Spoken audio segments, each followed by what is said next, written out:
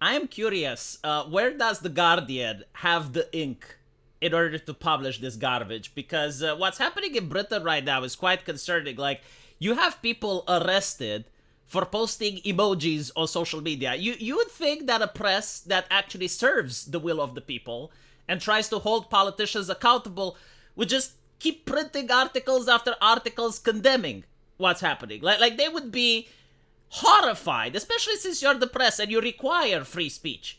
Because I guarantee to you, if 20 years from now, you would have a right-wing government that takes over Britain and they would start censoring The Guardian, they would be the first to go like, where are the free speech warriors?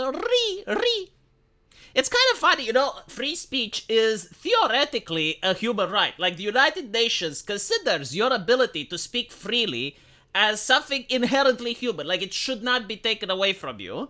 However, authoritarians around the world are saying, well, yes, but. Okay, so the idea is that everyone had free speech then, at all points in human history, in all governments everywhere. Like, people in Nazi Germany had free speech, people in Soviet Union had free speech, people in Benito Mussolini's Italy, China, and Russia have free speech. But they just can't criticize the government, they can't criticize the politicians, and they can't criticize the policies. But other than that, of course, like, they can speak freely, right? Like, this is why it's even mentioned as a human right, so that it can be restricted. So, what's happening right now? Well, apparently, The Guardian is using the word we. We. Like, I don't know who we is, but we do notice that there is a war on allowing people to just talk with each other. Because this is what it's about, right? Like, Elon Musk is not running a newspaper, he's not running a publication, he's running a platform where individuals can just communicate with each other. And this seems to horrify the people in the establishment. It horrifies the politicians, it horrifies the journalists, and the question is why? Why do you not want people to just be able to speak with each other? And apparently it's because, well, there's lies and misinformation. Is it not a human right for me, if I want to be lied and misinformed? Like, why do you have to position yourself between me and the liar? Like, I'm not upset. I know what I'm getting into. It is my human right to be misinformed. Like, why do you believe that you should have the power and the authority to prevent me from getting misinformed? And what makes you immune to this misinformation? Like, why do you think you can go on Twitter as a journalist and avoid all the lies and misinformation? Like, you are capable of differentiating and noticing it, but for some reason you don't trust that I have the same ability like you do. So apparently, I love how they changed from, well, Twitter is a private platform and can do whatever it wants, to now, well, Twitter belongs to Elon Musk and it's dangerous. Well, hold on a little bit, right?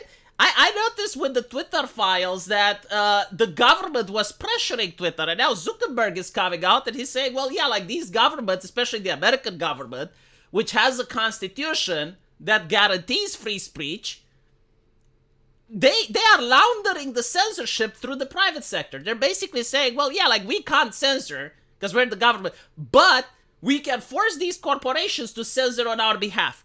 And when you have corporations like Rumble, Telegram, X, which do not want to censor as much, because they're still censoring, but they're not censoring as much, oh, they gotta go. They gotta go. Like, it used to be that The Guardian would look at China and the Great Firewall and they would laugh at it. They would mock it. It's like, wow, what a backwards country. I mean, imagine living under such an authoritarian regime where the internet is being controlled. Right? Like they are the ones that are pushing for free speech when it comes to governments they don't like.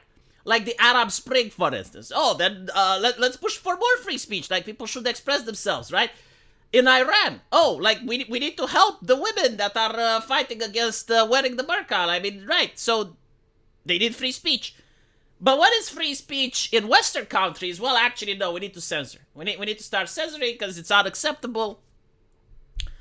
So apparently Elon Musk is transforming his enormous wealth into a huge source of unaccountable political power that's now backing Trump. His political power is not unaccountable. If people would genuinely feel that they're being misled, they wouldn't use the platform. You are upset that people aren't doing what you want. You are upset that you're not social engineering the people. This is the actual problem, right? Like, you are upset that you're not the shepherds that get to decide what people should do. Because he is accountable. He's definitely accountable. Like, there have been other platforms that tried to create what X has done, and they failed. I mean, Meta, and there were, what was the name of the platform? Sky or some shit like that? Threads, right? They tried to replicate what Twitter did, and they tried to sanitize it and make it very politically correct. No one uses it. And this is what pisses you off, is that people aren't doing your bidding. These journalists, they think like they're like the clergy, right? Like they are the priesthood. And they're upset that people are sitting. So in order to stop people from sitting, they have to get rid of Elon Musk. And apparently what pisses them off is because he is now supporting Trump. Like, they are horrified by the fact that Trump and Musk have floated the idea of governing together. So let me get this straight. Facebook, when they're supporting the Democrats, and Zuckerberg actually came out and said, yeah, we were supporting the Democrats. That's fine, right? Okay. You have Google. You have all the other social media platforms. And they're fine because they're supporting the Democrats. But you're not allowed to support Trump because Trump is authoritarian, right? According to you. So basically, democracy means only supporting the Democrats. Like, in order to fight authoritarianism, we need to make sure that only one political party constantly wins.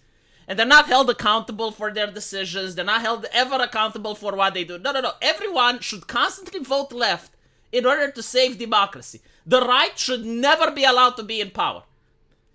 This is the vibe that I'm getting from reading this article. And again, this is coming after Brazil banned Twitter.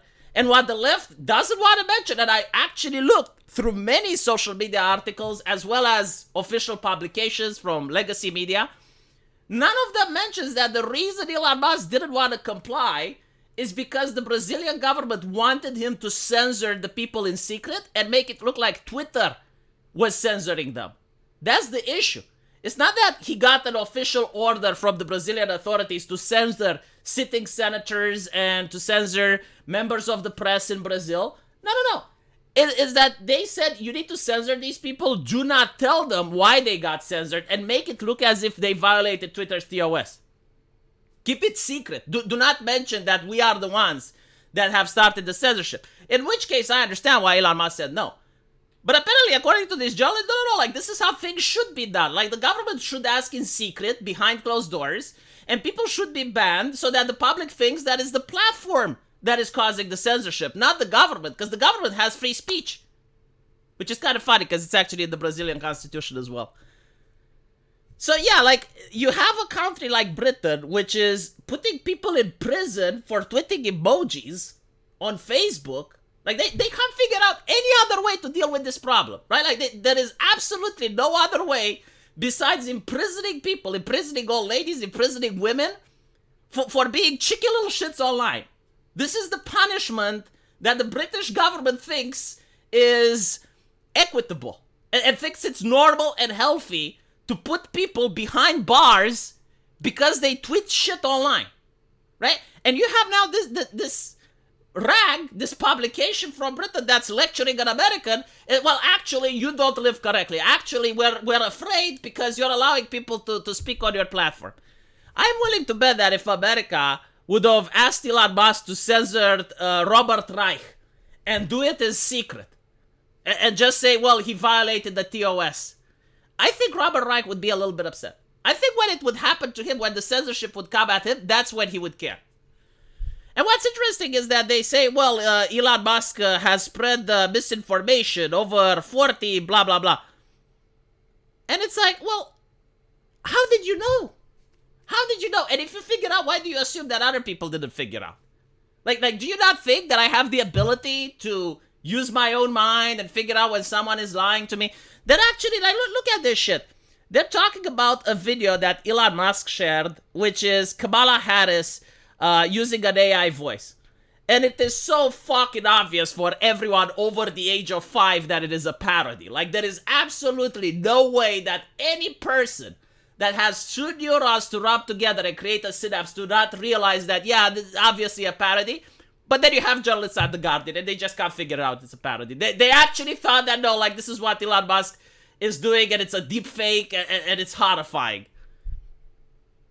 My favorite take is when Musk told the EU, take a big step back and literally fuck your own face. Now what they don't mention is that this guy from the European Union was very concerned that Elon Musk is going to have an interview with Donald Trump on the platform. Like, again, they hate when people talk. Like, this is what really pisses them off. People talking to each other. It horrifies them. So he basically reminds Musk, oh, you're not allowed, blah, blah, blah. So Elon Musk told him to fuck off. Now, what's interesting is that the European Union themselves disavowed this guy and said that he acted rogue. But for some reason, no, like, even when people from the European Union act rogue, we should still treat them with the respect and the reverence required. I mean, they're like nobility, right? They're gods, actually. They're like gods, and the journalists are the priestly class. So all of us, we just need to look at them with awe and admiration. They can never do any wrong. They're never going to be held accountable for any decisions that they're making. And Elon Musk is bad. Yes, he is bad because he's allowing people to talk with each other. Let me know what you guys think, though. And as usual, I will see you in the comment section. Take care.